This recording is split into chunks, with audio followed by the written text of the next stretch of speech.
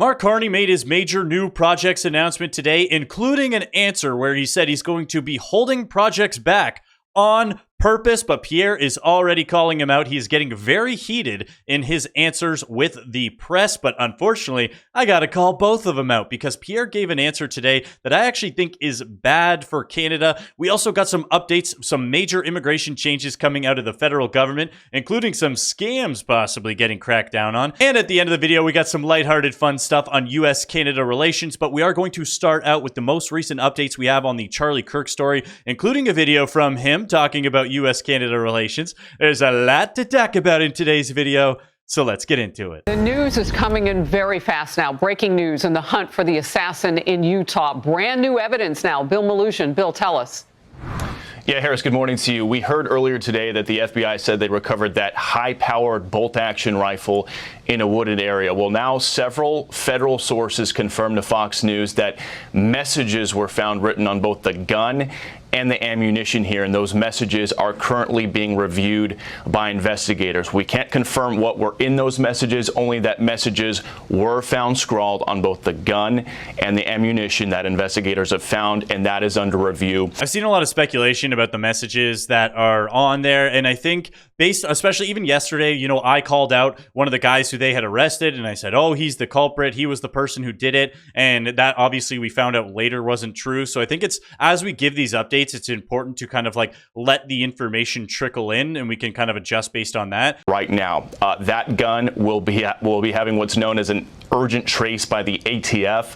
That is when they're going to try to find out where the gun was purchased, when it was purchased, what the possible chain of custody was. Keep in mind, the FBI also announcing earlier this morning they found a partial palm print. They also found some footprints, and they do have good surveillance video of the suspect. Speaking of the surveillance video and the suspect, I found this video really interesting because they kind of have a speculation that almost this was too professional. And again, we're just providing updates as they happen. The only information we have on the suspect, the possible shooter, is taken from closed circuit TV here on campus. We do know dressed in all dark clothing. Where the shot came from?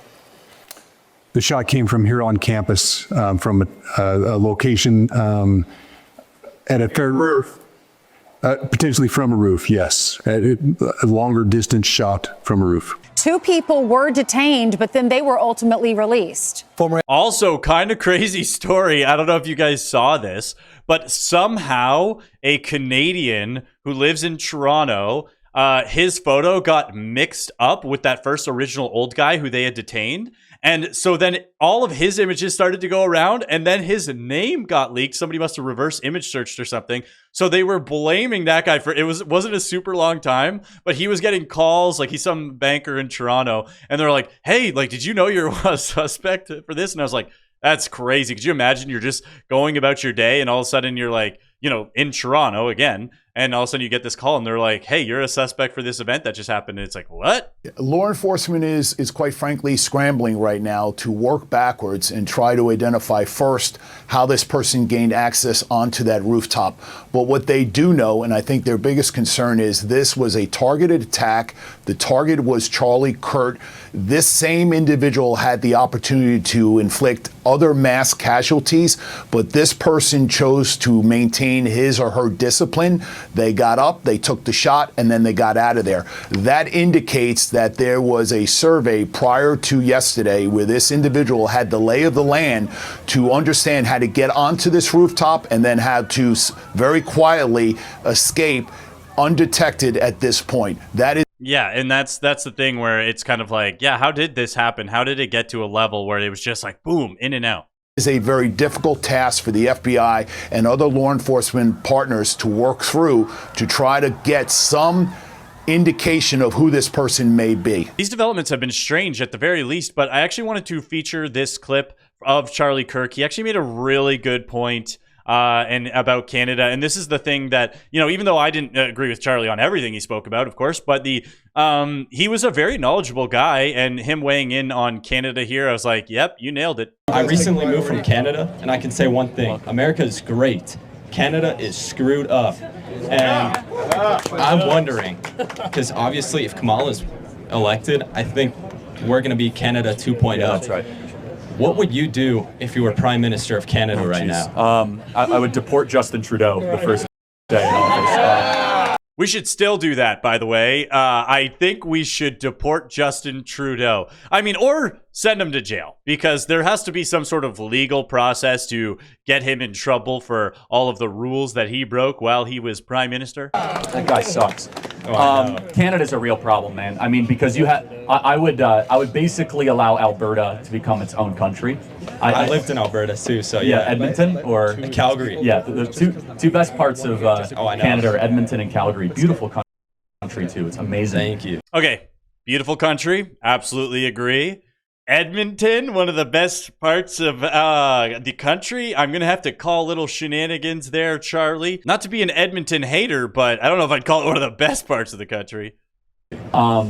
Canada's a really screwed up country, and it's a self-hating country, as you well know, that prides itself on being polite.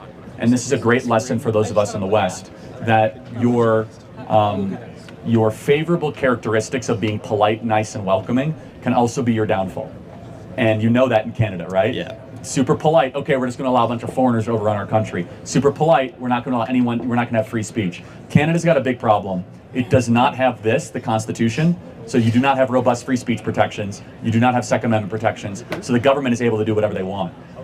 Yeah, he made such a good point there, and that's what I wanted to talk about, because they're obviously talking about, hey, what we saw in Canada, we're starting to see that in the US, and I think now more than ever, especially with the H-1B visa scams compared to the temporary foreign worker like LMIA scams in Canada, I think it's a lot of parallels between the two countries, and he makes a great point, and I really wanted to feature that, which was, you know, this toxic empathy that Canada has, like this self-hating, like we have to be polite, passive-aggressive, because that's how we ended up in these problems in the first place. And this video is titled Canada to Cut Down on the Number of Temporary Foreign Workers, which needs to be done. But even the way they cover it, they're like, oh, look, the numbers are down. We're doing such a good job. But you'll see in a second, like, there's more work to do.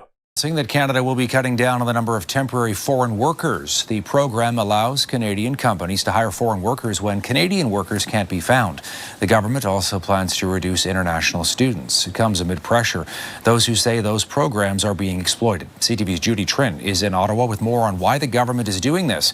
Judy, what are you hearing from them on that? It comes from pressure. Remember, guys, everybody, doesn't matter if you're American, you're Canadian, your groundswell of pressure eventually does make its way to the top, because the politicians work for us and they work for our votes.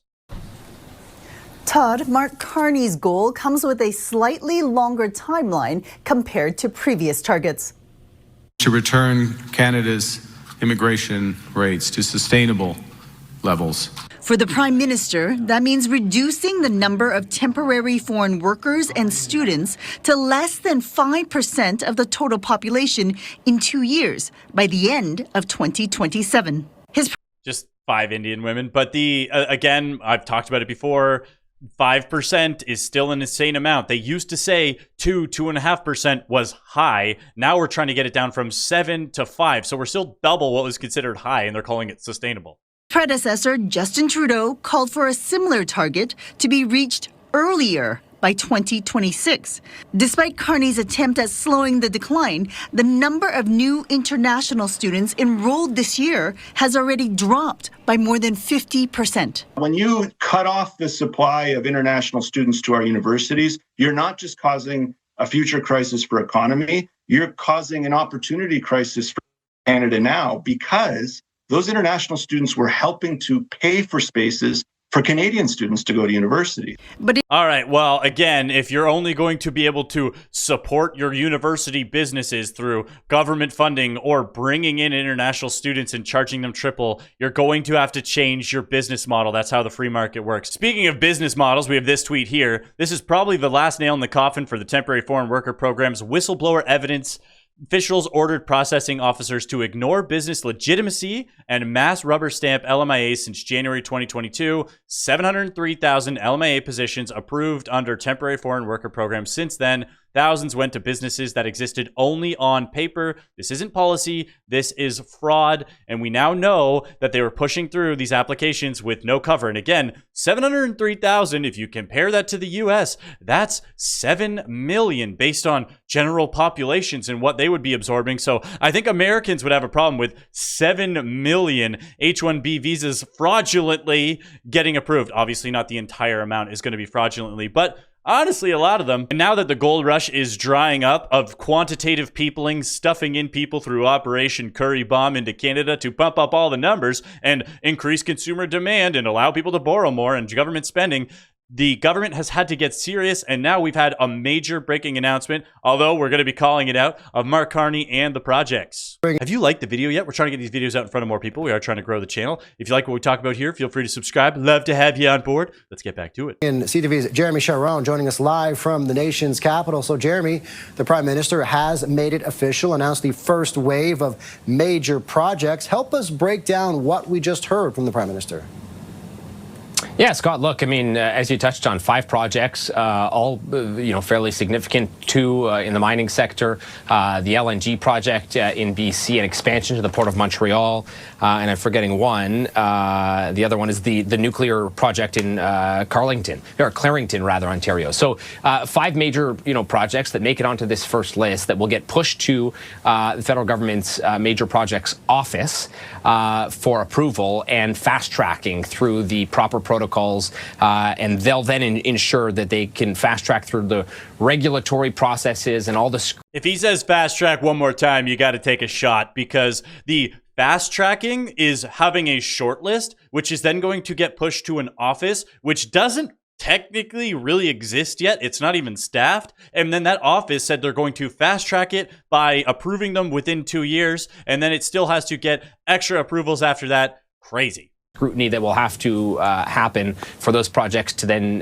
move forward and for actual, progress to start when it comes to, shovels in the ground type thing on some of these projects. The Major Projects Office will also work with, ensuring proper Indigenous consultation is happening, financing, all of those things will be part of the process through that government office. The interesting one. We're going to fast track it by running it by the natives. Offer them the F-150s, get every project approved. That's my plan, guys. We give them all F-150s, and they have to give us all the power to approve all the projects. Here is that, one of the biggest projects here is the LNG project, the phase 2 of LNG Canada. And I say that because former Prime Minister Justin Trudeau had basically written off Canadian LNG, had said that there was no business case to be made to export Canadian LNG to Europe. This government, the Carney government, has taken a different stance. In fact, they have been in discussions with European countries, Germany in particular, about exporting Canadian LNG, and they have made it clear they believe there are buyers for Canadian LNG, and therefore we're seeing an investment here. We're seeing that that project, the second phase of the Kitimat LNG project, will be part of this first group of 5 projects. They did call out Justin Trudeau, to their credit. Oh, well, we've actually recently been talking with European countries. Yeah, there's been European countries for a decade who wanted our LNG. There's been Asian countries. Basically, the world wanted access to our LNG. But now, luckily, they're going to put it to the approvals office so that they can fast track it and then maybe do an extension to an already existing... Like, it's just the amount of steps that they're still putting into place for what we know there's high demand for, and why I think all of these announcements are nonsense, and why I was so upset. The nuclear announcement, I actually liked. The high-speed rail that would connect all the way down to Quebec City to Toronto would be legitimately a nation-building project that would actually be pretty good for Canada. And you're like, oh, it sounds like it's going to get serious, until you go, oh yeah, they're going to make it insane for approvals. And he says right here that they are going to be delaying these projects on purpose because he's not willing to remove the laws in place that are blocking all of these things. Those pipelines. Mackenzie Gray with Global News. We'll pick up on the grand bargain. Unnecessary conditions. So that means that there'll be no oil pipeline that's brought forward to the Major Projects Office unless there's a decarbonization plan like Pathway. Well, I'd answer the question this way, which is we're governed by a law of Canada. And in that law is to work for projects that advance our independence, our autonomy, have economic benefits for Canadians, advance our climate objectives, partnership with Indigenous peoples. So he has to stay within the laws that advance our climate objectives and consult the Indigenous people. So basically, the bills that the Liberal government put in themselves are saying, look, guys, our hands are tied. You see these bills right here? These are Canadian laws now. We got to work around that. You made the laws. They can be changed. You could easily change them, remove all of the headwinds against all of these projects, and it would be so much better, so much faster, and that's why he's getting called out. Hey, how did a pipeline not even make the list? And we have this tweet here, Rich Diaz. Imagine being the 4th largest producer of oil, thinking that facilitating the export of your most important commodity is not in the national interest. The elitist climate zealots running Canada are sacrificing our working class for arbitrary emissions goals. It's gross, it's corrupt, it's disgusting, and this is why Pierre is finally getting heated. This answer here, though, I actually didn't like because he tried to pass the buck. We're going to get into a second when he was calling Mark Carney pathetic. Thank you for taking my question. Dharanjit from Red FM. You have a strong stance on crime and immigration policies. So do you believe that the federal immigration pattern has a link with the rising crimes rates? And you also talked about to ban the Lawrence Bishnoi group and to declare them as a terrorist organization in Canada. So are you going to take this matter in the House of Commons? To translate there, for the people who didn't understand what she said, do you think the federal immigration pattern has anything to do with the crime issues that are going on, especially increasing in Canada? The question of immigration, immigrants are not to blame. The Liberal government is to blame. Liberals are the ones that broke our immigration system. In fact, it's incredible. Sean Fraser is now the Minister of Justice. He was the person that destroyed the immigration system under Justin Trudeau, and he's got a promotion under Mark Carney. So if you ever thought things were going to be different or better, you only need 2 words: Sean Fraser. Yeah. And here's the problem with his answer, and he doubles down later in the rest of the answer, and he goes, look, don't blame the immigrants. They're not doing anything wrong. They were just taken advantage of by the Liberal government. Here's the thing. Both of those things can be true. The Liberal government absolutely is to blame for how many holes, how many issues, and a lot of the abuse being available to be perpetrated by the immigrants, okay? So yes, the Liberal governments messed up the system. We had an amazing system for decades, pretty much all the way up until 2015. They changed the rules. 100%, they deserve all the blame for that. The rules need to be changed. We need a complete restructure. However, the Liberal government themselves are not the ones committing the crimes. It's the immigrants themselves who are doing that. So being like, oh, you can't blame, listen, you can't blame them for crime. We can blame the perpetrators of the acts for the acts, okay? Because if they're the ones who are doing, like Justin Trudeau, as much as I can't stand the guy, is not running all of the fun powder across the border, is not doing the extortions, is not breaking into homes, is not setting up the giant car theft rings that end up in India and in Africa. I think that has something to do with the immigrants themselves. And why I think this is very concerning, I want to like Pierre. I want to feel like I could vote for Pierre. He is so soft on these issues because he's so scared of getting called names to this day. We now know we've got to shut down these other programs. We have to crack down on immigration. We need a leader who's serious about that. And if he's too scared right now, when the paradigms already shift where it's okay to call out these programs, and he's still going, blame, Sean Fraser and Mark Miller and Justin Trudeau. Look, blame them, but also the people committing the bad acts. They don't get to run away scot-free so that you can say, like,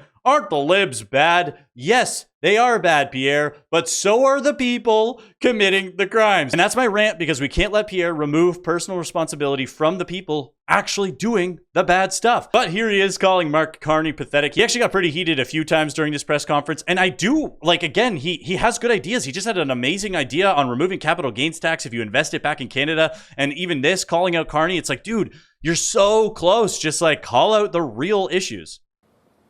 This is pathetic. Do you know the federal government is blocking 39 projects that are in the regulatory system? 39. Scott Moe says there's another 100 projects in Saskatchewan alone that are waiting on federal decisions. The message to Mark Carney and the Liberals is they need to do one thing. Get out of the way. Get out of the way. All these projects need to go ahead is the removal of liberal anti-development laws and taxes that make them impossible to build. We have the mayor of Las Vegas making this statement as well.